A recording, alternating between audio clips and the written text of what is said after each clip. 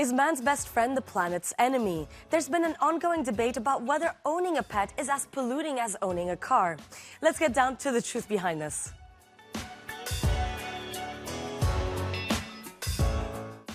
Is your adorable puppy as bad for the planet as a petrol-guzzling car?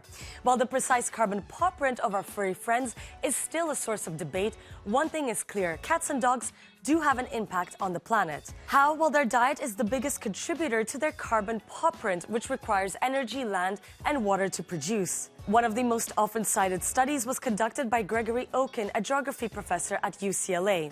According to his 2017 study, feeding dogs and cats creates the equivalent of around 64 million tons of carbon dioxide in the US each year. That's roughly the same impact as 13.6 million cars on the road.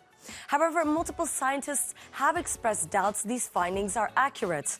The argument: a lot of pet food comes from animal byproducts, such as lungs, kidneys, and tripe. The 2017 study, on the other hand, counts the greenhouse gas emissions as if cows and chickens were raised for the sole purpose of being turned into pet food, which is very rarely the case, explains Peter Alexander. I think that's very hard to justify, partly because it double counts. You know, these life cycle assessments that are calculating emission factors for meat are based on how much meat's produced, not how much meat and byproducts are produced. So effectively, you know, if you added everything up in that way, you would end up with more emissions than actually occurred. In Europe, cats were the most popular pets in 2022, with more than 127 million cats residing in 26% of households. But does owning a pet animal pollute more than owning a car? Are pets more polluting than cars? No, they're not. Cars are far more polluting than pets.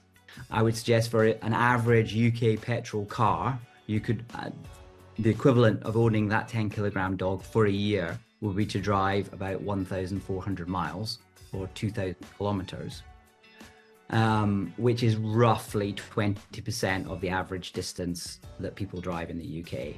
And I suspect the rest of Europe is much the same. So, you know, having a small dog is roughly equivalent to a fifth of a car. So don't worry, no one is saying you need to ditch your pet. But what should you do if you want to lower your pet's carbon paw print? Well, according to multiple studies, you could reduce the amount of meat you feed certain pets and also adopt smaller animals to limit the amount of pet food needed to be produced.